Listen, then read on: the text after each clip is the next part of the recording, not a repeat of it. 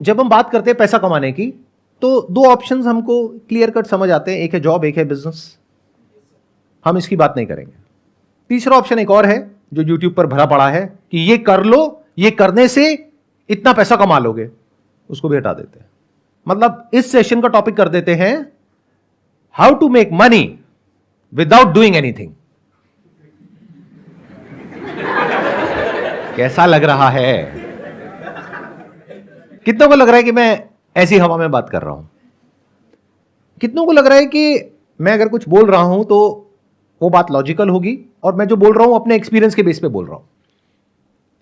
मतलब इतना विश्वास है आप लोगों को मेरे ऊपर कि यहां पर मैं किसी नए स्कैम को शुरू नहीं कर रहा हूं। मतलब ये नहीं है इस सेशन के एंड में मैं आपको कहूंगा कि निकालो 1000 रुपए 1000 रुपए 1000 रुपए 1000 रुपए 1000 रुपए और मैं आपको कहूंगा यहां पे पैसा लगा दो, मुझे दे दो और वो पैसा इतना हो जाएगा। ऐसा कुछ तो आपको नहीं लग रहा ना कि यहां पर होने वाला है? पूरा ट्रस्ट है आप पे? पूरा ट्रस्ट है। कितनों को पूरा ट्रस्ट है मेरे ऊपर? बढ़िया। टॉपिक ये है कि how to make money, and when I am talking about money I am not talking about little money, I am talking about a lot of money without doing anything. इसमें आगे बढ़ने से पहले आपको समझना होगा the concept of compound interest. कितने लोगों को समझ आता है? कितने लोगों को समझ नहीं आता है? ठीक है, तो यहीं से शुरू करते हैं। एल्बर्ट आइंस्टाइन का नाम कितनों ने सुना है? आप में से सबने सुना है। एल्बर्ट आइंस्टाइन ने कहा है कि compound interest is the 8th wonder of the world. 7 wonders हमको पता है, तो 8वां जो अजूबा है वो है कंपाउंड इंटरेस्ट। जिसको इसकी नॉलेज है वो इतना अमीर हो सकता है जिसकी कोई हद नहीं है, और जिसको इसकी नॉलेज नहीं है वो इतना गरीब हो सकता है उसकी भी कोई हद नहीं है। और 99% लोगों को अगर इसकी नॉलेज है भी तो ऊपर ऊपर लेवल पर है। जिन्होंने हाथ अभी ऊपर भी किया था ना, उनको भी बहुत बेसिक सी नॉलेज है, डीपली नहीं समझते हैं। एक क्वेश्चन पूछता हूं आप लोगों से। चेस में 64 स्क्वायर्स होते हैं, तो मान लो अगर हम पहले स्क्वायर के ऊपर 1 चावल का दाना रखें, अगले स्क्वायर के ऊपर 2 चावल के दाने रखें, तीसरे पे 4 दाने रखें, चौथे पे 8 दाने रखें, अगर इस तरीके से हम करते जाएं तो एंड तक पहुंचते पहुंचते यानी जब हम लास्ट स्क्वायर पे पहुंचेंगे तो कितने चावल के दाने होंगे? Near about approx 1 lakh sir. 1 lakh के आसपास? Yes sir. Anybody else? Sir, I think more than 10 lakh. 10 lakh से ऊपर हो जाएंगे? Yes, sir. तो मतलब आपका जो दिमाग चल रहा है वो चल रहा है मैक्सिमम लाखों तक, और अगर किसी का दिमाग चलेगा तो वो चल जाएगा करोड़ों तक। क्या हो अगर मैं कहूं कि जब तक आप आखिरी उस पर पहुंचोगे, जो आखिरी बॉक्स है, तो वहां पर आपको चाहिएंगे 18 जीरो। कितने करोड़ होते हैं ये? बोल तक नहीं पा रहे हो, इतने चावल के दाने हो जाएंगे वहां पर। इससे क्या समझ आ रहा है कि compounding is actually the 8th wonder of the world. जिसको इसके बारे में नहीं पता था या जिसको पता भी था, उसने भी इमेजिन नहीं किया होगा कि इतना बढ़ जाएगा। उसने सोचा होगा मैक्सिमम कुछ करोड़ हो जाएंगे, 50 करोड़ हो जाएंगे, 100 करोड़ हो जाएंगे, 1000 करोड़ हो जाएंगे। ये तो उससे भी बहुत ज्यादा है। ये है पावर ऑफ कंपाउंडिंग। इसका एक और एग्जांपल देता हूं आपको, बहुत simple, day to day life से कनेक्टेड। आप में से कितनों के पास में क्रेडिट कार्ड है? तो क्रेडिट कार्ड पे आपको पता है कितना इंटरेस्ट लगता है, 1 साल का या 1 महीने का? Sir around 36%। 36% पर एनम, यानी अराउंड 3% महीने का। यानी कि 10,000 रुपए आपने क्रेडिट कार्ड कंपनी को टाइम से नहीं दिया तो उस पर कितना रुपए लगेगा? 10,300।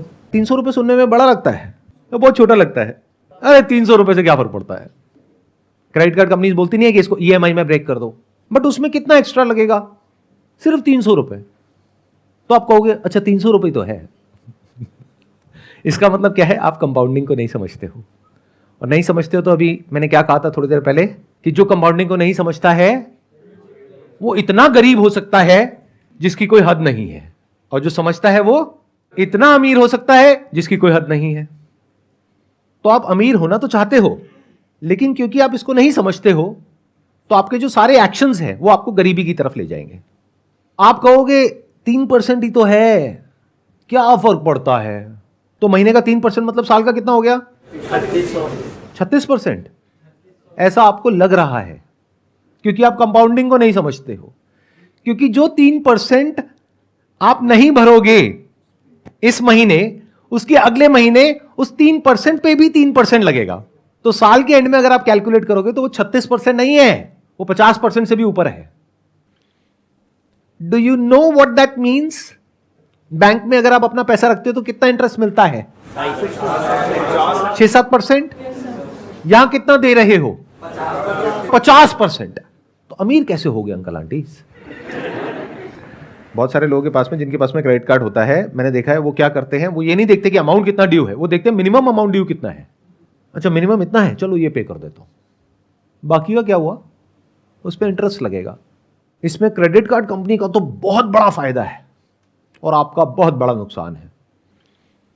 तो इस सेशन से पहली चीज जो आपको सीखनी है, जो मैं बोल तो रहा हूं लेकिन मुझे पता है कि आप नहीं सीखोगे, वो ये है कि कभी भी जो आपको ईएमआई पे करनी है उसको डिले मत करो। क्योंकि अभी अगर आपने ये सोचा कि 10,000 के ऊपर 300 रुपए है, तो कल आप ऐसे ही सोचोगे कि 1 लाख के ऊपर 3,000 रुपए तो है। तो अगर आपको मेरी ये बात समझ आ गई है तो ये आपको बचाएगा गरीब होने से। अब दूसरे एस्पेक्ट पे आते हैं कि अमीर कैसे होते हैं इस फंडे को यूज करके। सबसे पहला स्टेप है, अगर आज आपकी एज है 20-22 साल, तो आपको क्या करना है, जो कर रहे हो वो ही करो, उसको अच्छे से करो, यानी कि पढ़ाई लिखाई। मान करके चलते हैं 25 साल की एज तक आते आते आपकी कहीं पर अच्छी जगह पर जॉब लग जाती है, क्योंकि आपने अच्छे से तैयारी करी है उस जॉब के लिए। ये हो गया जॉब सेगमेंट। दूसरा हो गया कि आपने 20 साल की एज से अपना कुछ करने की कोशिश करी, यानी कि बिजनेस। उसमें से 10 में से 9 फेल हो गए, लेकिन 25 साल की एज तक पहुंचते पहुंचते एक बिजनेस एक स्टेबल पोजीशन में आ गया है, जहां से आपको महीने का लाख रुपए आ रहा है। तो चाहे जॉब के रास्ते से चाहे बिजनेस के रास्ते से, मैं मान करके चलता हूं कि 25 साल की एज तक आपको महीने का लाख रुपए आ रहा है। बट क्या लाख रुपए महीना आपको बहुत अमीर बना देगा? क्या इस सच को देख पा रहे हो? आई एम नॉट श्योर कितने लोग देख पा रहे हैं, क्योंकि इन्फ्लेशन बहुत तेजी से बढ़ रहा है। 5 साल बाद जो आप लाख रुपए महीने का कमाओगे, उस टाइम उसकी वैल्यू आज के हिसाब से अंदाजा 50-60 हजार रुपए होगी। तो बहुत ज्यादा नहीं है। अभी सुनने में आपको लग रहा होगा लाख रुपए महीना, बट बहुत बड़ा नहीं है। तो अगर आप इसको अचीव कर लेते हो, तब हम नेक्स्ट स्टेप पे जा सकते हैं। यानी क्या, 25 साल की एज में आपने लाख रुपए महीना कमाना शुरू किया, यानी साल का कितना कमाया? 12 लाख रुपए। 5 साल में कितना कमाया? 60 लाख। 40 लाख आपका खर्चा हो गया। 20 लाख आपने बचाया, वो भी अगर बहुत सेंसिबली आपने अपने खर्चों को कंट्रोल किया तब। अगर बेवकूफों की तरह किया तो कुछ नहीं बचने वाला, उल्टा उस वक्त आप कर्जे में हो गए। लेकिन अगर तरीके से जिया, सेंसिबली जिया, बिना अपने आसपास में लोगों को देखे कि वो क्या कर रहे हैं, बल्कि इस गोल के साथ में कि मेरे पास में 30 साल की एज में 20 लाख की सेविंग होनी चाहिए, क्या ये रियलिस्टिक है या आप कहते हो नहीं इतना भी नहीं हो सकता है? अगर इतना भी नहीं हो सकता है तो पहले इसको पॉसिबल करो, फिर बारी आएगी कि how to make money without doing anything.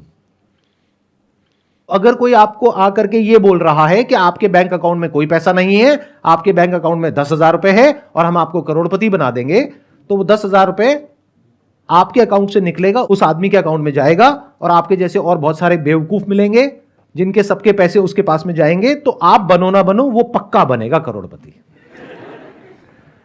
तो ये मैंने आपको इसकी एलिजिबिलिटी बता दी। 5 साल में कितना कमाया? 60 लाख। 20 लाख आपने बचाया, तो उस 20 लाख का आप क्या करने वाले हो 30 साल की एज में? बहुत सारे लोग तो बहुत ही बड़ी बेवकूफी करते हैं। यानी क्या, ये पैसा उनके बैंक अकाउंट में पड़ा होता है। इसका मतलब उनको कंपाउंड इंटरेस्ट के बारे में कुछ भी नहीं पता है। तो अगर आप ये बेवकूफी करने वाले हो या अभी कर रहे हो, तो सबसे पहले उस पैसे की एफडी करा लो, क्योंकि सेविंग में इंटरेस्ट है 3-4%, एफडी में है 7%। और आजकल तो बहुत सारे बैंक्स ऐसे हैं जहां पर ऑटोमेटिकली ये काम हो जाता है। अब जो न्यू एज बैंक्स हैं वहां पे ये काम ऑटोमेटिकली हो जाता है, यानी आपको मैनुअली नहीं करना पड़ता, कि जैसे ही आपका बैलेंस एक पर्टिकुलर अमाउंट के ऊपर जाता है तो ऑटोमेटिकली एफडी बन जाती है, ऑटोमेटिकली टूट जाती है, उस पर पेनल्टी भी नहीं लगती है। ऐसे भी बैंक्स हैं, तो रिसर्च करो ऐसे कौन से बैंक्स हैं। इसका कितना बड़ा बेनिफिट होगा आपको, अभी आप कैलकुलेट नहीं कर सकते, जैसे वो चेस में आप कैलकुलेट नहीं कर पाए थे। 10-20 साल में अमाउंट कितना बड़ा हो जाएगा आप सोच भी नहीं सकते, अगर सिर्फ यही करते हो जितना मैंने कहा है। तो क्या जो मैंने कहा था वो एक लेवल पे सच नहीं हो गया है? How to make money without doing anything. अभी देखना एक एक स्टेप हम और आगे बढ़ते रहेंगे। मतलब आपने क्या किया, दो काम करे अभी तक। एक, कोई भी ऐसा लोन नहीं लिया जिसका इंटरेस्ट बहुत हाई हो, एक आपने ये किया। दूसरा, पैसे को आइडल नहीं छोड़ा, अपने सेविंग्स अकाउंट में या करंट अकाउंट में उसकी एफडी करा ली। अगर सिर्फ ये दो काम करे तो you are already making a lot of money without doing anything. लेकिन अब आप कहते हो कि नहीं सर, ये जो तरीका आपने बताया इसमें मैं समझ रहा हूं कि मैं पैसा कमाऊंगा लेकिन मैं और कमाना चाहता हूं, तो उसका क्या तरीका है? तो अब ध्यान से समझना कि पैसा कमाते कैसे हैं, यानी वेल्थ कैसे क्रिएट होती है। अपना एग्जांपल दूं, उससे आई थिंक आप ज़्यादा अच्छे से रिलेट कर पाओगे। हमारा जो बिजनेस है वो है स्टॉक फोटोग्राफी का। आप में से कुछ लोगों को पता होगा, कुछ को नहीं पता होगा, क्योंकि उसके बारे में मैं बात नहीं करता हूं अपने सेशंस में, बट शॉर्ट में बता देता हूं वहां पे हम क्या करते हैं। हम कुछ इमेजेस प्रोड्यूस करते हैं या फोटोग्राफर से लेते हैं, फिर उसको आगे उसका लाइसेंस देते हैं बड़े बड़े ब्रांड्स को। तो जितनी भी आप एड्स देखते हो न्यूज़पेपर्स में, मैगजीन्स में, ऑनलाइन ऑफलाइन, उसमें जो बड़े बड़े ब्रांड्स की जो एड्स होती हैं जहां पर कुछ मॉडल्स होते हैं, मान लो कुछ फैमिलीज हैं, कपल्स हैं, वो जो फोटोग्राफ्स हैं वो there is a strong possibility वो हमसे लेते हैं अगर वहां पर कोई इंडियन फेस है तो, क्योंकि इंडियन फेसेस की हमारी पूरे वर्ल्ड की सबसे बड़ी कलेक्शन है। लेकिन आने वाले टाइम में इस बिजनेस के ऊपर एक बहुत बड़ा थ्रेट है because of AI, artificial intelligence. क्योंकि अब क्या हो रहा है, बहुत सारे ऐसे सॉफ्टवेयर आ गए हैं, बहुत सारे ऐसे प्लेटफॉर्म्स आ गए हैं जैसे मिड जर्नी है, जहां पर के आप जाओ और कुछ प्रॉम्प्ट दो और वो आपको बिल्कुल रियलिस्टिक इमेजेस बना करके दे देगा। तो अगर वो इमेजेस वहां से आपको फ्री में मिल जाएगी, ऑलमोस्ट फ्री में मिल जाएगी, तो कोई हमसे इमेजेस क्यों खरीदेगा? देखो, तीनों सिनारियोस पकड़ लेते हैं कि मेरे अपने बिजनेस में कितने रिटर्न आने वाली है गोइंग फॉरवर्ड अगले 5-10 साल में।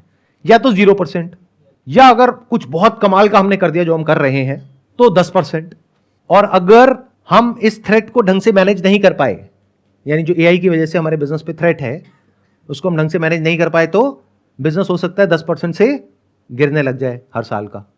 तो मैंने कैलकुलेशंस करी कि अगर मेरे पास में इतना अमाउंट है, अगर उसको मैं अपने बिजनेस में लगाता हूं तो वहां पे in the best case scenario return आएगी 10%। तो क्या कहीं कोई और बिजनेस है जहां पर मैं पैसा लगाता हूं तो रिटर्न आएगी 25 से 30%? तो उस बिजनेस में पैसा लगाना बेटर है या अपने बिजनेस में पैसा लगाना बेटर है? Does it making some sense to you guys? अब मैं कुछ ऐसा बोलने वाला हूं जो हो सकता है आप लोगों की जो सोच है उससे बहुत अलग है, लेकिन अगर समझोगे डीपली मेरी बात को तो समझ पाओगे मैं किस एंगल से क्या बोल रहा हूं। हम जब भी स्टॉक मार्केट का नाम सुनते हैं तो हम सबके माइंड में क्या थॉट्स आते हैं? जुआ है, सट्टा बाजार है, रिस्की है, जो पूरी तरह से झूठ नहीं है, क्योंकि बहुत सारे लोग इसको इसी तरीके से देखते हैं। किसी ने कहा ये शेयर ऊपर जाने वाला है, खरीद लिया, और ये तो नीचे चला गया, अब क्या करें? नहीं, अब जब वापस से उस भाव पे आएगा तब बेचेंगे, अब वो आधा रह गया, अब क्या करें? नहीं, अभी भी उसको तभी बेचेंगे जब वो वहां पे आएगा, अब वो 10 गुना कम हो गया, अब क्या करें? बैठे हैं और रो रहे हैं और अपने आसपास में लोगों को कह रहे हैं बिल्कुल बेकार है, और अपने बच्चों को भी ये कह रहे हैं बिल्कुल दूर रहना इससे, कुछ नहीं पड़ा इस सब में। ऐसा ही है? जबकि स्टॉक मार्केट ये नहीं है। यानी कि शॉर्ट टर्म में दुनिया की कोई ताकत प्रेडिक्ट नहीं कर सकती है कि जो स्टॉक मार्केट है वो ऊपर जाने वाला है या नीचे जाने वाला है, या कोई पर्टिकुलर स्टॉक ऊपर जाने वाला है या नीचे जाने वाला है। लेकिन लॉन्ग टर्म में उसको प्रेडिक्ट करना बहुत आसान है अगर आप बिजनेस को समझते हो तो मैंने क्या किया, जब मुझे क्लियरली नजर आ गया कि मेरे बिजनेस का एक सैचुरेशन पॉइंट आ रहा है तो मैंने डाइवर्सिफाई किया। अब अगर आपकी लैंग्वेज में बात करी जाए तो मैंने एक स्टॉक परचेज किया, बट अगर मेरे पर्सपेक्टिव से बात करी जाए तो मैंने एक बिजनेस को परचेज कर लिया। दोनों में फर्क देख पा रहे हो? कितने देख पा रहे हैं मैंने क्या बोल दिया है? बाकियों को नहीं समझ आ रहा, मैं समझाता हूं। आप स्टॉक मार्केट को कैसे देखते हो? मैंने शेयर खरीद लिया, शेयर बेच दिया, शेयर का भाव ऊपर चला गया, शेयर का भाव नीचे चला गया। मैं ऐसे नहीं देखता। जो भी लोग एक्चुअल में समझते हैं स्टॉक मार्केट को वो ऐसे नहीं देखते, बल्कि स्टॉक मार्केट भी गलत वर्ड है। बिजनेस को जो समझते हैं वो ऐसे नहीं देखते।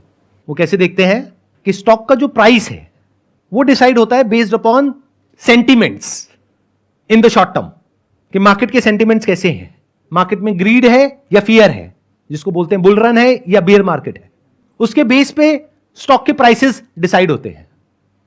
एक बिजनेस की वैल्यू होती है 100 रुपए, उसका प्राइस होता है 20 रुपए, और एक बिजनेस की वैल्यू होती है 100 रुपए, उसका प्राइस होता है 1000 रुपए। मार्केट में ऐसा सब कुछ देखने को मिलता है। तो अगर यह बात आपको समझ आ रही है तो प्राइस को देखोगे सिर्फ इस पॉइंट ऑफ व्यू से कि जो उस बिजनेस की एक्चुअल में वैल्यू है उससे मुझे सस्ता मिल रहा है या उससे महंगा मिल रहा है। बट रोज बैठ करके ये नहीं देखोगे आज ऊपर चला गया तो मैं खुश हो रहा हूं, नीचे चला गया तो दुखी हो रहा हूं। जैसे अगर आप अपना कोई बिजनेस भी करते हो तो उसको क्या सोच करके करते हो कि आज मैंने बिजनेस शुरू किया, अरे ये बिजनेस तो बढ़िया है, अरे ये बिजनेस तो बुरा है, ऐसे करते हो? या बिजनेस में एक विजन होती है कि 1 साल बाद क्या होने वाला है, 2 साल बाद क्या होने वाला है, 5 साल बाद क्या होने वाला है, 10 साल बाद क्या होने वाला है। तो ये देखना आपको आना चाहिए। अब ये कैसे आएगा? एक बुक है बेंजामिन ग्राम की, which is the intelligent investor, उसको पढ़ो। उससे क्या होगा, आपको बेसिक्स समझ आएंगे स्टॉक मार्केट होता क्या है। उसके अलावा एंटरप्रेन्योरशिप के ऊपर बहुत सारी बुक्स है, वो पढ़ो। अगर आप जॉब कर रहे हो तब भी, क्योंकि आपको बिजनेस समझ आना चाहिए। अगर आपको समझ आ रहा है कि बिजनेस क्या है और स्टॉक मार्केट क्या है और लॉन्ग टर्म इन्वेस्टिंग क्या होती है, कंपाउंडिंग क्या होती है, तो स्टॉक मार्केट आपके लिए एक जरिया है या तो एक नया बिजनेस करने का, या जो अपना बिजनेस कर रहे हो उसके अलावा एक और बिजनेस में डाइवर्सिफाई करने का, जो मैंने किया। यानी आज से 6 महीने पहले मैंने क्या किया, पूरे स्टॉक मार्केट को देखा, यानी इंडियन स्टॉक मार्केट। फिर उसमें से फाइनली ढूंढ करके, मेरे 100 पैरामीटर्स हैं, उसमें मैंने देखा कितनों पे टिक हो रहा है। किसी बिजनेस में 50 पे टिक हो रहा है, 50 पे नहीं हो रहा है, किसी में सिर्फ 10 पे टिक हो रहा है। फाइनली एक ऐसा बिजनेस मिला जिसमें 100 में से 99 पे टिक हो गया है। इससे बेटर अभी तक मुझे और कुछ नहीं मिला है। तो उस बिजनेस में मैंने एक काफी अच्छा स्टेक ले लिया आज से 6 महीने पहले। आज की डेट में मेरे 2 बिजनेस हैं, एक मैं मालिक हूं इमेजेस बाजार का और एक मैं मालिक हूं एक बैंक का।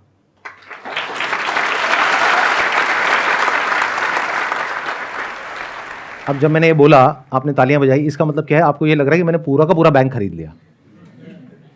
अरे नहीं भैया, I am one of the owners of that bank. Owner कौन होता है और एम्प्लॉय कौन होता है? जो उस बैंक का मैनेजमेंट है वो एम्प्लॉइज है, जो उस बैंक का सीईओ है वो एम्प्लॉय है उस बैंक का, उसको सैलरी मिलती है। बट मालिक कौन है? Shareholder is the owner. तो I am the shareholder of that particular bank. अब वो बैंक, मेरी कैलकुलेशन कहती है, on the most conservative side, it will give me a return of around 30% CAGR in the next 10 years. क्यों? क्योंकि मुझे उस बैंक के बिजनेस मॉडल के बारे में पता है, उसकी सारी एनुअल रिपोर्ट्स होती है वो मैंने पढ़ी है, उसकी अर्निंग्स कॉल सुनी है, उस बैंक में मैंने अकाउंट भी खुलवाया है ताकि कस्टमर के पॉइंट ऑफ व्यू से भी पता लगे। मतलब इतना डिटेल में, इतना डीप में गया हूं मैं उस बैंक के कि मुझे एग्जैक्टली पता है कि क्या हो रहा है और क्या होने वाला है।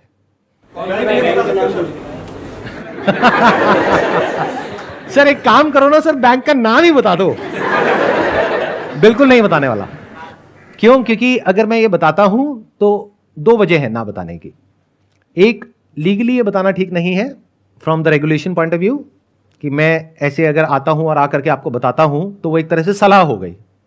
तो I can not give you any advice. तो मैं आपको नहीं बता रहा कि उसका नाम क्या है, खुद फिगर आउट करो। अगर मैंने आपको नाम बता भी दिया बैंक का, आपने खरीद भी लिया, तब भी आप डरे रहोगे। जैसे उस बैंक के शेयर का प्राइस है वो मानो 1 साल बाद आधा रह गया। तो वैसे तो आपके पास में मेरा फोन नंबर नहीं है, लेकिन अगर होगा तो फोन करोगे, सर ये क्या हो गया, सर मैं लुट गया, मैं बर्बाद हो गया। क्यों? क्योंकि स्टॉक मार्केट तो समझ आया नहीं है आपको, ना बिजनेस समझ आया है। Never blind trust anyone. Blind trust का मतलब यही है कि आप कुछ देख ही नहीं पा रहे हो, बस किसी के पीछे पीछे चल रहे हो। वहां पर हमेशा डर रहता है। आंखें हैं आपके पास में तो देखो, कान है सुनो, दिमाग है समझो कि जो मैंने कहा वो क्या है, और जरूरी नहीं है वही करना है जो मैंने किया, क्योंकि आपको पता ही नहीं कि मैंने क्या किया और किस प्राइस पॉइंट पे किया। जिस प्राइस पॉइंट पे मैंने इन्वेस्ट किया आज ऑलरेडी उससे 50% ऊपर है वो। तो क्या ये प्राइस पॉइंट ठीक है या नहीं है इन्वेस्ट करने के लिए? हो सकता है हो सकता है ना हो, मैं क्यों बताऊं, खुद फिगर आउट करो।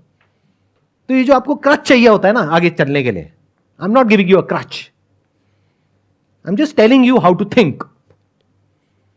मतलब आपको सब कुछ पता होना चाहिए उस इंडस्ट्री के बारे में, उस पर्टिकुलर कंपनी के बारे में, उसके प्रमोटर्स के बारे में, बिजनेस के बारे में आपको समझ आना चाहिए कि बिजनेस क्या है, क्या हो रहा है, कैसे होने वाला है, अभी वो बिजनेस किस फेज में है। आपको पता होना चाहिए नेचुरल ट्रैक्शन क्या होता है, यानी कि वो बिजनेस अपने आप बढ़ रहा है, यानी एक बैंक के स्टैंड पॉइंट से अगर समझा जाए तो उस बैंक के डिपॉजिट्स बहुत तेजी से बढ़ रहे हैं। यह सिग्नल है कि पब्लिक को ट्रस्ट है उस बैंक के ऊपर। इसलिए जो मैंने अपना सेकंड बिजनेस किया, यह भी कहना गलत होगा, किया, जिस सेकंड बिजनेस में मैंने इन्वेस्ट किया वो बैंक में किया, क्योंकि इंडिया में जो आरबीआई है वो बहुत स्ट्रांग है, उसकी जो रेगुलेशंस है वो बहुत ही कमाल की है। और आपको एक बहुत मजेदार बात बताता हूं जो हो सकता है आप में से बहुत सारे लोगों को पता भी नहीं होगा। आपने जॉब करी, आपने 20 लाख रुपए कमाया, आपने क्या किया, उस 20 लाख की एफडी करा दी। आपने कहा ये सब जो आपकी बातें हैं ना मेरे को नहीं समझ आती, मैं तो एफडी करा रहा हूं। 20 लाख आपका एफडी में पड़ा है, मान लो वो बैंक डूब गया, बंद हो गया, तो उस 20 लाख का क्या होगा जो आपने एफडी कराई है? ये बात पता है? कितनों को नहीं पता है? हाथ ऊपर करो। मतलब आपका 5 लाख रुपए इंश्योर्ड है, बाकी 15 लाख गया। तो जिसको आप और आपके पेरेंट्स बहुत सेफ समझते हो वो भी सेफ नहीं है, बल्कि मैं ज्यादा सेफ हूं, क्योंकि आप तो एफडी करा के भूले पड़े हो। तो आपको तो तब पता लगेगा जब न्यूज में आ जाएगा। मैं तो मालिक हूं ना उस बैंक का, तो मैं उसको मॉनिटर करता रहता हूं, उसकी अर्निंग्स कॉल सुनता रहता हूं, उसकी जो क्वार्टरली रिपोर्ट्स हैं उसको स्टडी करता रहता हूं।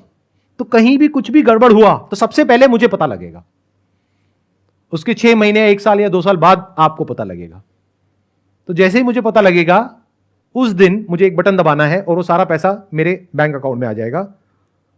उस बैंक अकाउंट में नहीं जो बैंक डूबने वाला है किसी दूसरे बैंक अकाउंट में। तो ये ज्यादा सेफ है, ये ज्यादा सिक्योर है। नॉलेज के बेस पे एक्ट करना, specially if that knowledge is backed by facts, data and right understanding, that is much more safe and secure than blindly चलना। तो अगर मेरी बात आपको समझ आ रही है तो शॉर्ट टर्म में अब वो जो आपने इन्वेस्टमेंट करी है वो चाहे ऊपर जाए चाहे नीचे जाए आपको फर्क नहीं पड़ने वाला। जैसे अपने घर में फर्क नहीं पड़ता। क्या आपने घर का प्राइस रोज चेक करते हो सुबह उठ करके? सुबह जा करके, मतलब ऑफिस जाते वक्त या ऑफिस से आने के बाद में, क्या अपने घर के पास में जो डीलर है उसके पास में जाकर के बैठ जाते हो उसके ऑफिस में, भाई आज मेरे घर का क्या दाम है? भाई आज तो 50 लाख रुपए है। अरे कल तो यार 51 लाख रुपए था, आज 50 लाख हो गया। आज क्या भाव है भैया? आज 52 लाख है। अरे मजा आ गया। अरे भाई बेचना हो तो खुश हो या परेशान हो। यानी अगर मैं अपने एग्जांपल दूं तो ये जो बैंक, एक ऐसा भी फेज था आज से आई थिंक 4-5 महीने पहले, जब वो बहुत नीचे चला गया, बहुत मतलब 10-15% टूट गया, तो मैं दुखी नहीं हुआ। आज वो स्टॉक बहुत ऊपर है, तो अगर मैं आपको नंबर बताऊंगा तो आपके पैरों के नीचे जमीन निकल जाएगी सुन करके, लेकिन उसकी वजह से मैं खुश नहीं हो रहा हूं। अब एक काम करते हैं, अब मेरे को छोड़ते हैं, आपकी बात करते हैं। यानी 30 साल की उम्र में आपके पास में 20 लाख रुपए है, उसमें से 10 लाख रुपए आपने अपने पास में रखा, जिससे कि अगर कभी कोई प्रॉब्लम आ जाए एकदम से तो आपके पास में इतना पैसा होना चाहिए इमीडिएटली। बचा 10 लाख रुपए, तो 10 लाख रुपए को आपने इन्वेस्ट करा। अगर मेरे स्टैंड पॉइंट से देखोगे तो ये टाइम अच्छा है बैंक में इन्वेस्ट करने के लिए, क्योंकि अगर इंडिया की इकोनॉमी को ग्रो करना है तो बैंकिंग सिस्टम को तो ग्रो करना ही पड़ेगा। तो अगर आप इंडिया की जो ग्रोथ स्टोरी है उस पर आपका विश्वास है तो बैंकिंग सेक्टर तो ग्रो करेगा ही, बिना उसके जो इंडियन इकोनॉमी है वो ग्रो नहीं कर सकती। India is one of the fastest growing economies in the world. तो for India to grow in the next 10 years, 20 years, banking system has to grow.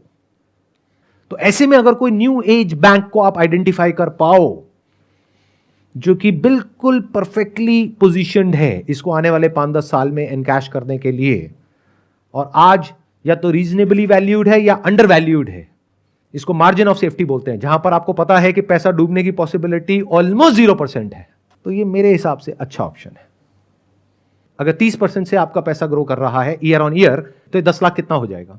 Near about 14 times. Plus जो आप काम कर रहे हो वहां से आपने 10 साल में कितना कमाया लाख रुपए महीने के हिसाब से? 1 करोड़ 20 लाख। और यहां से कितना कमाया? 1 करोड़ 40 लाख। उसमें से 10 लाख हटा दो जो आपने इन्वेस्ट किया, 1 करोड़ 30 लाख। इसके लिए आपने क्या किया? लेकिन किसी ने तो कुछ किया होगा तभी तो पैसा आया। किसने किया? उस कंपनी के मैनेजमेंट ने किया। अब बैंक बैंक मत बोलो बार बार, कहीं आप सारे जाकर के बैंक में पैसा लगा दो और पैसा डूब जाए और मेरे पास में आओ, सर ये क्या कर दिया आपने सर। कंपनी का जो मैनेजमेंट है उसने किया, उन्होंने जो काम किया उसके लिए उनको क्या मिला? सैलरी। बट आपको क्या मिला? प्रॉफिट। और प्रॉफिट हमेशा सैलरी से ज्यादा होता है अगर बिजनेस बढ़िया चल रहा है तो। इसका एक प्रैक्टिकल एग्जांपल दूं? आप में से कितने हैं जिन्होंने बजाज फाइनेंस नाम की कंपनी का नाम सुना है? अभी उसका मार्केट प्राइस क्या है? Any idea? जो स्टॉक मार्केट को ट्रैक करते हो। 7,000 नियर अबाउट 7,000। आज से 10 साल पहले कितना था? यानी अभी ये 2023 चल रहा है, तो 2013 में कितने का था वो? नियर अबाउट 100 रुपए। तो 10 साल में कितना हो गया? 70 टाइम्स। 20 साल पहले कितने का था? 7 रुपए का। तो 20 साल में कितना गुना हो गया? 1000 गुना। अब ये सब सुनने में बहुत अच्छा लगता है, बट अगर आपने ध्यान से मेरी बात सुनी है, मैं इस सब के बारे में बात नहीं कर रहा हूं।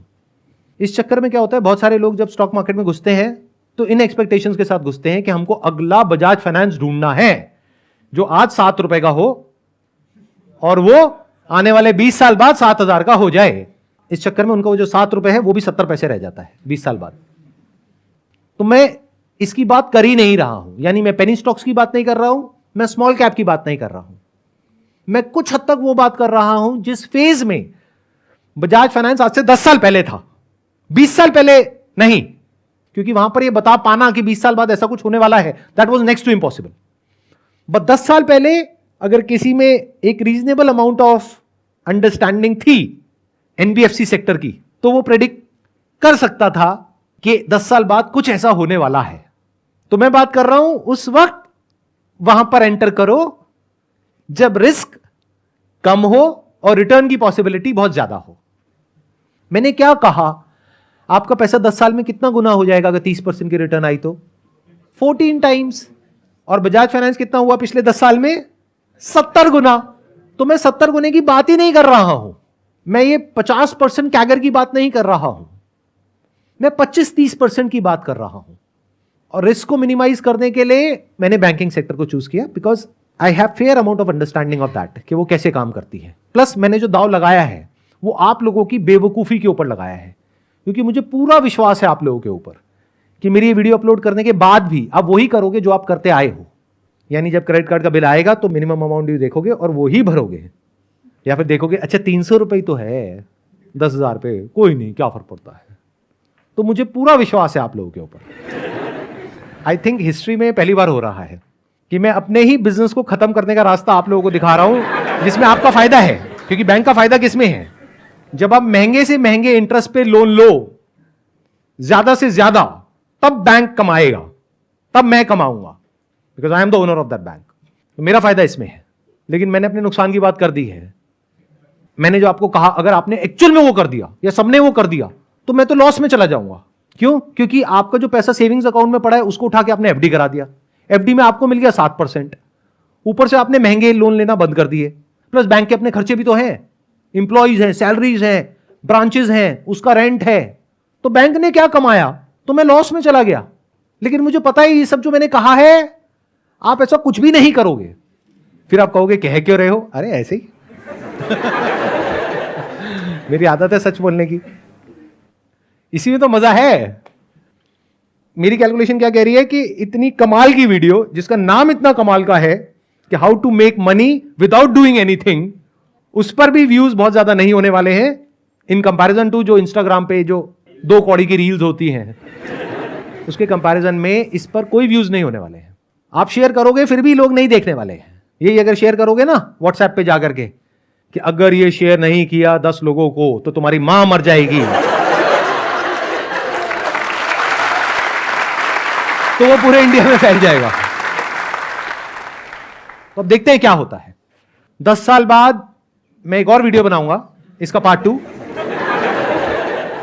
और आपको एग्जैक्ट बताऊंगा कि मैंने जो इन्वेस्टमेंट करी उसका कितना गुना हुआ। Thank you so much for coming, wish you all the best.